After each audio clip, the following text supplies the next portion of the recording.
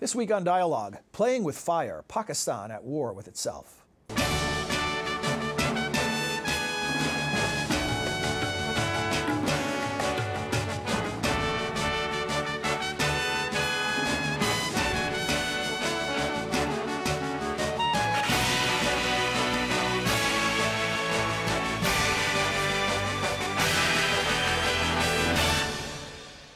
Welcome to the Woodrow Wilson International Center for Scholars in Washington, D.C. I'm John Molesky.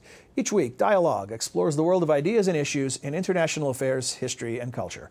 Now let's meet our guest. Pamela Constable is a foreign correspondent and former deputy foreign editor at the Washington Post. In recent years, she's reported extensively from Pakistan, Afghanistan, India, and Iraq. She's also a former Wilson Center fellow and the author of this book, Playing with Fire, Pakistan at War with Itself. Pam, welcome to Dialogue. Thanks for joining us. Glad to be here.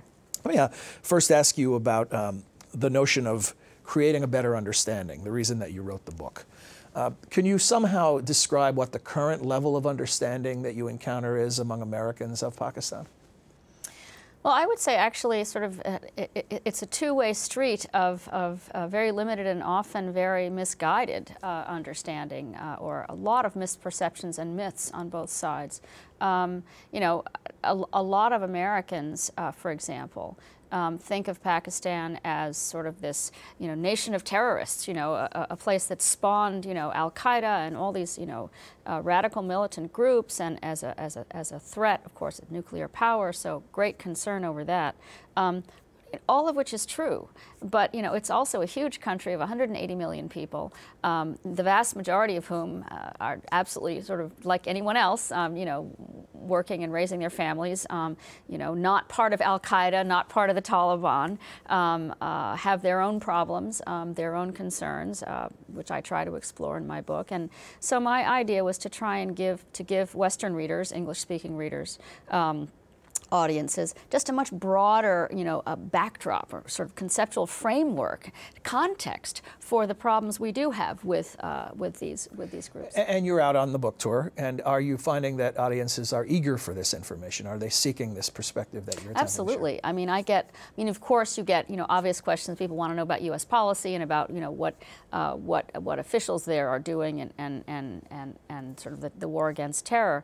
But also people are really fascinated to learn much more about a country that you know, they know that it's important, but they don't really know why. Well, what about the other side of the coin, Pakistanis and their view of America? Yes, that's really, you know, it's a huge problem, and it's one that I explore in considerable depth, actually, in the book. I mean, there's been this growing a tide of emotional anti-Americanism there. I mean, if you look back to the past, in the Cold War, of course, you know, the two countries were closely allied. They've had a long-standing close relationship.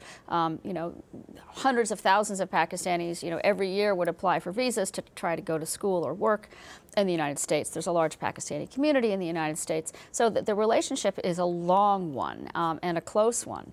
But basically, I mean, not to put, you know, too fine a point on it, but basically since 9/11, you've had, you know, this real U-turn, and you've seen increasingly you know, negative perceptions of the United States and of the West pervade in the Pakistani media and by officials, and of course by religious groups, as well as political parties. And so people, many people in Pakistan, all the public opinion polls now show, if you ask Pakistanis, you know, who's your major enemy, you know, they say the United States, which, I mean, the irony of that is enormous. I mean, we've been, you know, sending them, you know, many hundreds of millions of dollars in economic and military support for many years. Wasn't this supposed to get better when we made the switch from President Bush to President Obama? Well, I guess there was this momentary feeling that it might, since Obama made a huge personal effort to reach out to the Muslim world.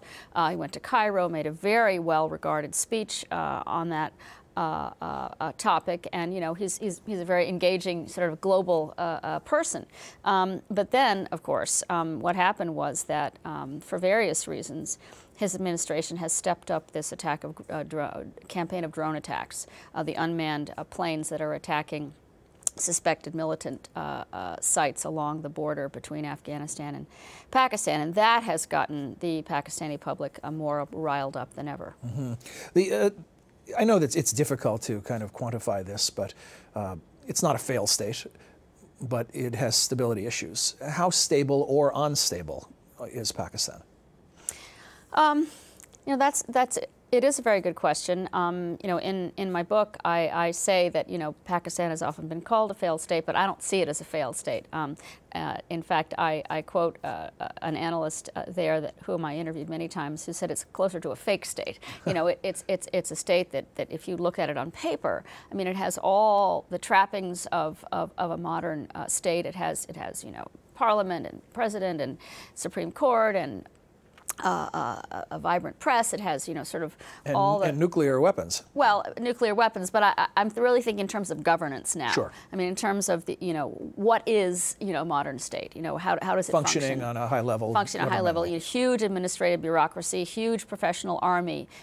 Lots and lots of institutional reasons to think that it is a functioning state. The problem is that many of the institutions don't work.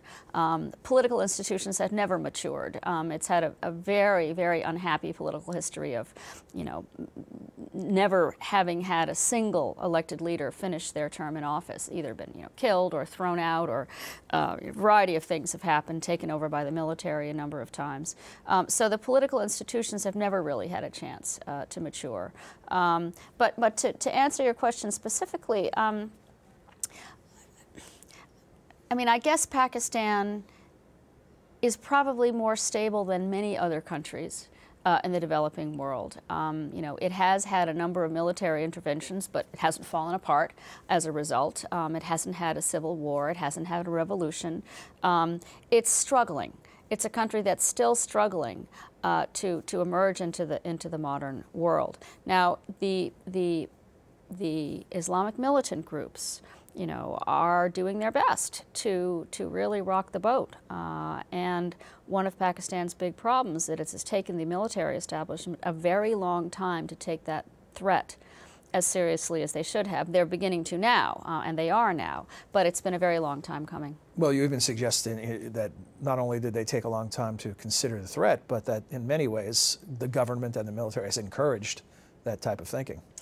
Well, they encouraged it, and it's important to add, so did we. Back during the Cold War, everybody supported the Islamic guerrilla groups because they were the fighters against the Soviet Union in Afghanistan. Shared enemy. Former allies become the future enemies. Exactly. And so once that was over, and once the Soviets were defeated, and once the West sort of withdrew its attention from the region, you still had thousands of these guys running around, and they'd been formed and reinforced and armed and equipped by, among others, us. And so there they were, running around basically with nothing to do. They're warriors with nothing to do. Warriors with nothing to do. Now, many of them veered off into the Kashmir fight with India, so that was sort of a side show in a way. But in the meantime, they had put down roots. These Islamic groups, with a lot of help from Saudi Arabia, had built hundreds of mosques and seminaries around the country, and they were working very hard to supplant or displace Pakistan's traditional sort of tolerant, middle-of-the-road version of Islam with a much more radical and punitive version of Islam, which they've been increasingly doing. One of the themes that you address directly and indirectly throughout the book is this notion that we're talking about a culture where honor is really important and fundamental, and that it feels under siege, feels a sense of humiliation. Can you describe this or express this in a way that Americans might understand? When you're the superpower for decades, it's hard to get this. It's not quite so much honor. I mean, the concept of honor is in my book, but in a very different context, having to do with male pride and control over women, daughters, and wives. That's a very different... A dark side, but a prominent part of the culture. Well, actually, I would say that in Pakistan, it applies mostly to what I'd call a sense of sort of national self-esteem. The reason that that Pakistan's population is so strongly supportive of being having a nuclear arsenal, because it's really put them on the map internationally. I mean, they feel even they call it the Islamic bomb. They feel we are the only a Muslim nation, with its own nuclear power, and sort of this gives us a great deal of satisfaction and high profile. I would use the word sovereignty more than honor. There's this enormous obsession with national sovereignty, and that's one of the reasons the drone campaign has been so controversial. And every time there's any sort of border skirmish, and a couple of American special forces guys stray over the tribal border, which, as we all know, is porous anyway, and is not even really recognized. But you get a couple of troops straying over the border, and all hell breaks loose. So this notion, and just to add to that, when the Navy SEAL team went in and captured and killed Osama bin Laden in Pakistan, this was regarded as a major affront to national sovereignty in Pakistan. And so this, the response there to that event was very, very different than it was And the here. celebrations. And you committed an entire chapter to the drones and the drone campaign. Well, actually, I call the chapter drones, but the topic of that chapter, I use it in two ways. I'm talking about the drone planes, but I'm also talking about drone people. I'm talking about, why does somebody become a suicide bomber? How do you turn an ordinary person into essentially a drone? And how do you? What is your answer? Well, I don't have the full answer. Certainly, but I've seen enough examples of it to be able to talk about it. And the case that I describe in the most detail in the book is the case of Faisal Shahzad, who was remarkable in that he was not poor, he was not deprived, he was not some sort of tribal guy susceptible to the blandishments of the Taliban. He is the privileged son of the second highest ranking official in the Pakistani Air Force. He grew up in an affluent family. He was sent to both college and graduate school in the United States. He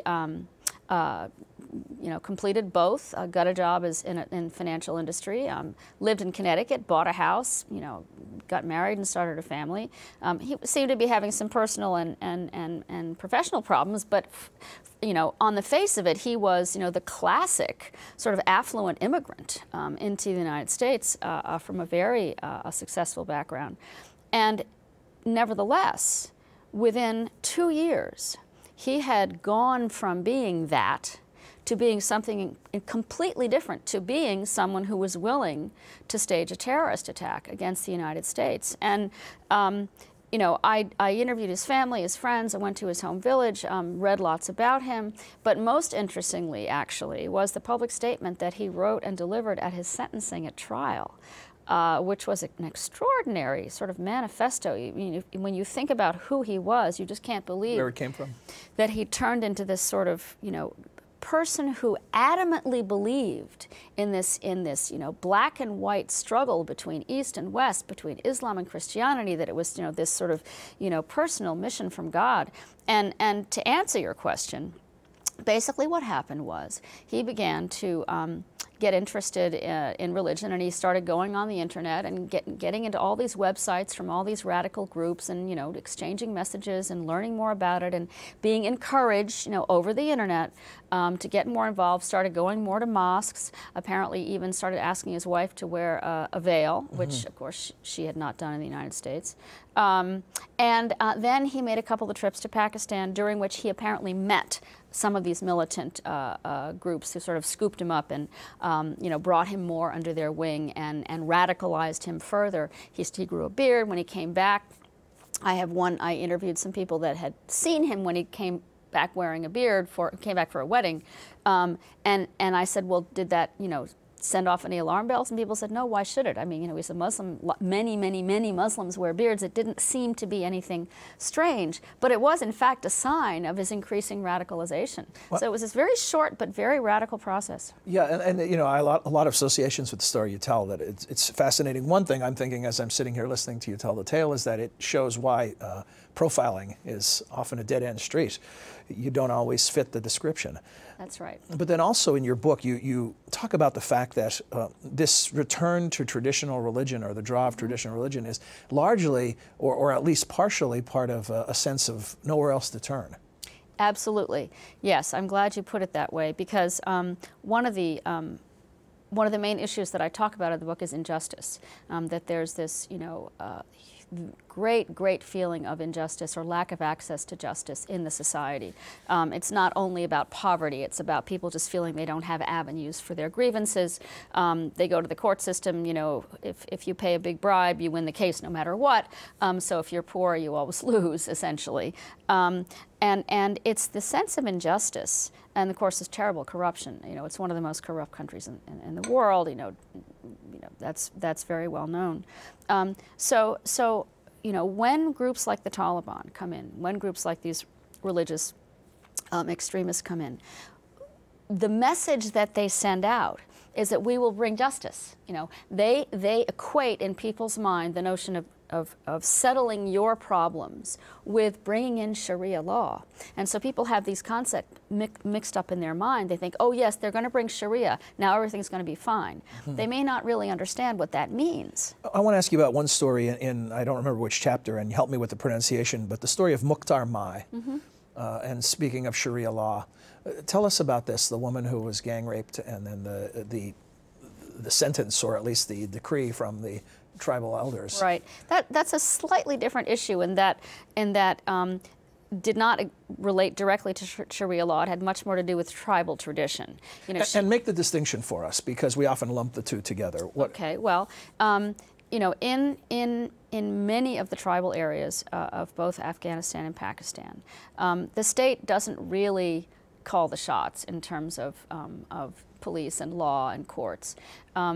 Many matters are settled by tribal councils, which means that the men, the oldest men, or just the men who are the leaders of tribal villages, will simply decide what is the law, will simply decide what is the punishment. This is particularly true in what you'd call personal matters, land disputes, family feuds, personal issues among families. And it's very true in the case of cases relating to women.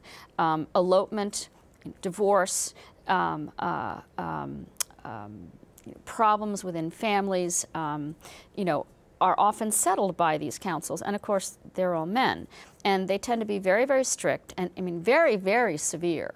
And in the case of particularly couples that marry or elope against the wishes of their families, this is considered to be a threat to the entire way of life, because marriages in that society are basically tribal alliances. They have nothing to do with the desires or wishes of the couple, and everything to do with the importance of building alliances. And is the foundation of this thinking an interpretation of Islam? No, not particularly. Where does it come from then? What is the tradition? It comes from clanism. It comes from, and it's true in many countries, not just Islamic countries. Just ancient tribalism. Ancient tribalism, which is when the tribe and the clan is everything, when all you have is your personal, relationships within your village, within your tribe, and sort of the rest of the world is the enemy, and you don't regard the state as your defender or protector. So how do you negotiate all these things? You have the tribal customs traditions you just described. Right. You have Sharia law. You have the remnants of the British system of courts and justice. How do they all interact? It's a tricky combination, although we should probably finish telling the story yes, now that you've mentioned I'm Mukhtar. sorry, I did. But it's a tricky combination. You have existing side by side the state justice system, which is a modern constitutional system of courts and justice. You have the tribal, what they call parallel justice system, which is in many ways what they do is not legal. But basically the police and the courts don't intervene. They leave them alone. And then you have this third... Sounds like a form of diplomatic immunity or something like that. Sort of. And then, of course, you have Sharia law. There are Sharia courts. Sharia law is Islamic law. It only applies to certain things. And it has certain very strict rules and punishments. But it is another parallel system of justice. So all of those the three things exist within Pakistan. And often find themselves in conflict. Yes. Which could lead to this sense of a lack of justice from the populace. Or at least confusion. Or confusion. Right. But just to finish the story of Mukhtar Mai, I mean, she's an extraordinary woman. She was, her case is really incredible. She, and it involves all those forms of justice. She was a tribal woman who was not doing anything wrong. She was the sister of a teenage boy who was accused of essentially having an affair with, but basically I think only flirting with, a girl from a different tribe. And these were teenagers, and they were seen in a field talking. There was some, you know, who knows what they were doing in the field, but basically they were sort of, you know, together in a field. Well, this caused huge uproar among the tribes. I mean, they were not married, they were simply two teenagers from different tribes. You know, as punishment for this, you know, terrible crime of two teenagers sort of, you know, being together, I mean, it's a long story, but basically what happened to her was that she was sentenced by this tribal council from the village, which included elders from both families. She was sentenced to be raped by members of that council. That was in compensation for the fact that her little brother, 13-year-old boy, was having some sort of friendship with a girl from another tribe. Now, you know, they, of course, the accused all denied it, gave a different version of the story, said that in fact the arrangement, the compensation had been that she had agreed, or she had been ordered to marry someone from the other tribe, and that's what that was all about. But initially, I believe 14 men from that tribal council were actually arrested only after the press found out about it and the police were sort of forced to intervene. They weren't going to at all. They finally intervened. 14 people were arrested. The case worked its way all the way through the court system. Eventually, you know, more and more of them were let go as they more and more courts sort of found lack of evidence. And then finally, in the end, I believe there were only 3 left in the court system. And then just a few months ago, I mean, now I guess it's been almost a year, the Supreme Court finally reviewed the case and let them all go except for one guy. And basically said, this is again, all male Supreme Court, basically said they didn't believe her after all that. I mean, we're talking about 10 years later. Yeah. So it was really, the whole thing was quite shocking. You, in the chapter that you write about the assassination of Benazir Bhutto, you call the chapter "The Murder of Democracy." Right. Hyperbole, or you think that's what happened? Well, I use the phrase in several different ways. In fact, the very end of that chapter says something to the effect that the assassination of Benazir Bhutto was a major blow to Pakistani democracy, but there are those who would argue that it died a long time ago with Muhammad Ali Jinnah, when the founder of Pakistan, who died, you know, much too soon after the founding of Pakistan, and you can argue that Pakistani democracy never really had a chance. So that's really what I'm referring to. But yes, I mean, her assassination, of course, she had already had 2 truncated terms in office. You know, as prime minister. She had had a lot of difficulties and problems as prime minister, but she remained by far the most charismatic, popular leader in the country. So and she was attempting a political comeback at the time she was killed in 2007. What would have happened had she survived and become the new leader of Pakistan? I mean, it could have been a great moment of turnaround for that country. Speaking of titles, the title of the book, Playing with Fire, what is it a reference to?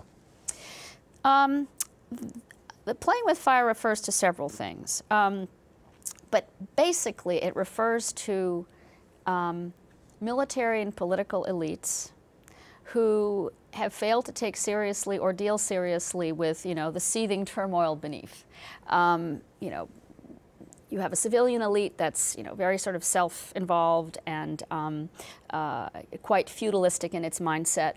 You have this vast underclass that's, you know, not enough schools, not enough opportunities, not enough access to justice, while the elite essentially, you know, enjoys life. You don't have anywhere near enough redistribution of wealth, collection of revenue, trickle down. It's just not there. You have this very, very affluent elite that sort of thinks it's going to get by somehow with 180 million people struggling beneath. And then, even more importantly, you have a military establishment which is very large, very powerful, the most influential and important institution in the country for various reasons. Which, as we said earlier, has been thinking for a very long time that it was somehow going to be able to contain and control and manipulate all these Islamic extremist groups to their own ends, and didn't really acknowledge the possibility that that, as we say in one chapter, you know, the monster could turn against its creators. I want to ask you about the epilogue and about the gentleman who you profile and why you chose to end the book. And let me, I'll find a picture. Maybe I can share that with our viewers. It's the very last photo, yeah. No help for the people listening to us on radio, though, as far as a picture goes. We can describe him. That's right. But here is the picture, and you can tell us who he is and why you chose to end the book. This is Abdul Sattar Edhi. I call him the closest thing to a national hero in Pakistan. He's an elderly gentleman sitting there at his desk with a long gray beard, looking very humble and modest, sitting under a portrait of Muhammad Ali Jinnah. And he is a man in his 80s. He has dedicated his life, really the last 40 years or more, to an organization that helps the poor, but does much more than that. It's essentially, it's a free medical ambulance service that, you know, anywhere there's anybody, anywhere in the country, whether it's a car accident or whatever, you'll see his ambulances going to carry people to the hospitals and to morgues. But it's much more than that. I mean, it's really a philosophy. And his whole philosophy, he's a revolutionary gentleman. And he believes, and has always believed, that you can't just help the poor, you have to empower the poor, which is a very threatening thing to say in a very hierarchical, patronage-based society. And so he, you know, he and his wife, who've worked together for many years, they not only help, but try to bring dignity to people who are outcast by the society, including, you know, unwed mothers, disabled people, elderly people, you know, all kinds of people who simply are not accepted by the society. 10 seconds remaining. Are you an optimist or a pessimist when it comes to the future of Pakistan? Short-term pessimist and long-term optimist. Good place to be. Pam Constable, thanks for joining us. Terrific book. You're very welcome. We'll return next week with another edition of Dialogue. Until then, for all of us at the Wilson Center, I'm John Molesky. Thanks for joining us. We'd like to hear from you. Please send your questions or comments to dialogue@wilsoncenter.org. You can also follow us on Facebook. Search Dialogue Radio and Television. Our host Twitter feed is twitter.com/John Milewski. Dialogue is a co-production of the Woodrow Wilson International Center for Scholars and MHZ Networks. Dialogue is available via broadcast, cable, satellite, and telco on MHZ Worldview throughout the United States. To see how to watch where you live, visit www.mhznetworks.org.